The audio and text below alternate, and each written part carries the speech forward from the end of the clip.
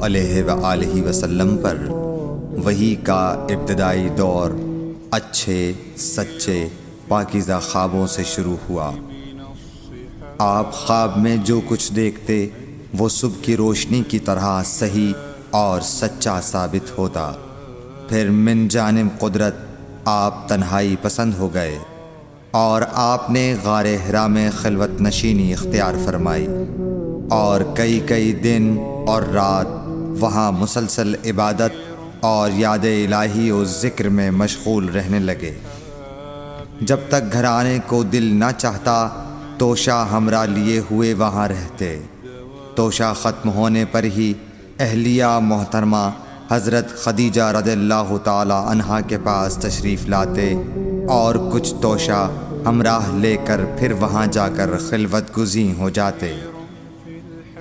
یہی طریقہ جاری رہا یہاں تک کہ آپ پر حق منکشف ہو گیا اور آپ غار حرا ہی میں قیام پذیر تھے کہ اچانک حضرت جبرائیل علیہ السلام آپ کے پاس حاضر ہوئے اور کہنے لگے کہ اے محمد پڑھو۔ آپ فرماتے ہیں کہ میں نے کہا کہ میں پڑھنا نہیں جانتا۔ آپ صلی اللہ علیہ وسلم فرماتے ہیں کہ فرشتے نے مجھے پکڑ کر اتنے زور سے بھینچا کہ میری طاقت جواب دے گئی۔ پھر مجھے چھوڑ کر کہا پڑھو۔ میں نے پھر وہی جواب دیا کہ میں پڑھا ہوا نہیں ہوں۔ اس فرشتے نے مجھ کو نہایت ہی زور سے بھینچا کہ مجھ کو سخت تکلیف محسوس ہوئی۔ پھر اس نے کہا کہ پڑھ۔ میں نے کہا میں پڑھا ہوا نہیں ہوں۔ فرشتے نے تیسری بار مجھ کو پکڑا اور تیسری مرتبہ پھر مجھ کو بھینچا۔ پھر مجھے چھوڑ دیا اور کہنے لگا کہ پڑھو اپنے رب کے نام کی مدد سے جس نے پیدا کیا اور انسان کو خون کی پھٹکی سے بنایا۔ پڑھو اور آپ کا رب بہت ہی مہربانیاں کرنے والا ہے۔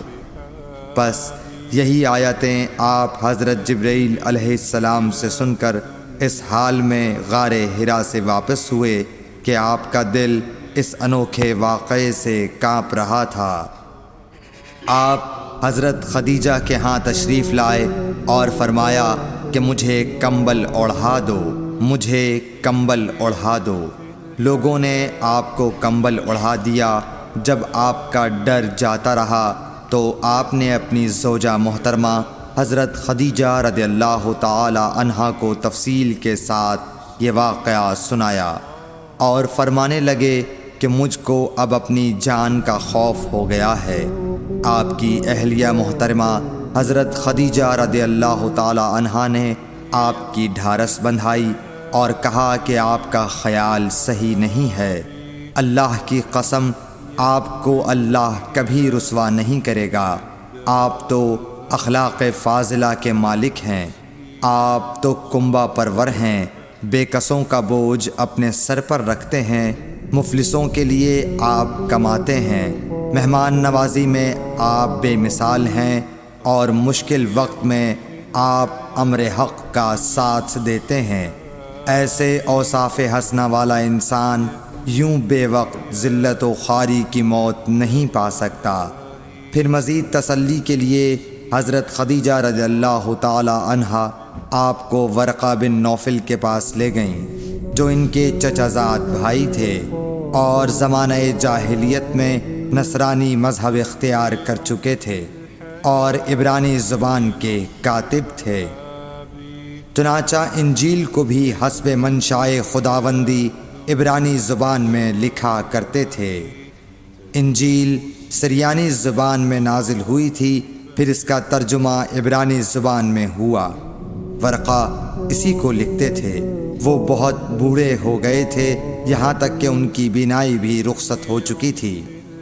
حضرت خدیجہ رضی اللہ تعالی عنہا نے ان کے سامنے آپ کے حالات بیان کیے اور کہا کہ اے چچا زاد بھائی، اپنے بھتیجے محمد صلی اللہ علیہ وسلم کی زبانی ذرا ان کی کیفیت سن لیجئے۔ وہ بولے کہ بھتیجے آپ نے جو کچھ دیکھا ہے اس کی تفصیل سناؤ۔ چنانچہ آپ صلی اللہ علیہ وآلہ وسلم نے از اول تا آخر پورا واقعہ سنایا، جسے سن کر ورقہ بے اختیار ہو کر بول اٹھے کہ یہ تو وہی ناموس معزز رازدان فرشتہ ہے جسے اللہ نے حضرت موسیٰ علیہ السلام پر وحی دے کر بھیجا تھا۔ کاش میں آپ کے اس عہد نبوت کے شروع ہونے پر جواں عمر ہوتا، کاش میں اس وقت تک زندہ رہتا جب کہ آپ کی قوم آپ کو اس شہر سے نکال دے گی۔ رسول کریم صلی اللہ علیہ وآلہ وسلم نے یہ سن کر تعجب سے پوچھا کہ کیا وہ لوگ مجھ کو نکال دیں گے، حالانکہ میں تو ان میں صادق و امین و مقبول ہوں؟ ورقہ بولا، ہاں یہ سب کچھ سچ ہے، مگر جو شخص بھی آپ کی طرح امر حق لے کر آیا لوگ اس کے دشمن ہی ہو گئے ہیں۔ اگر مجھے آپ کی نبوت کا وہ زمانہ مل جائے تو میں آپ کی پوری مدد کروں گا، مگر ورقہ کچھ دنوں کے بعد انتقال کر گئے، پھر کچھ عرصے تک وحی کی آمد موقوف رہی۔ صحیح بخاری حدیث نمبر 3۔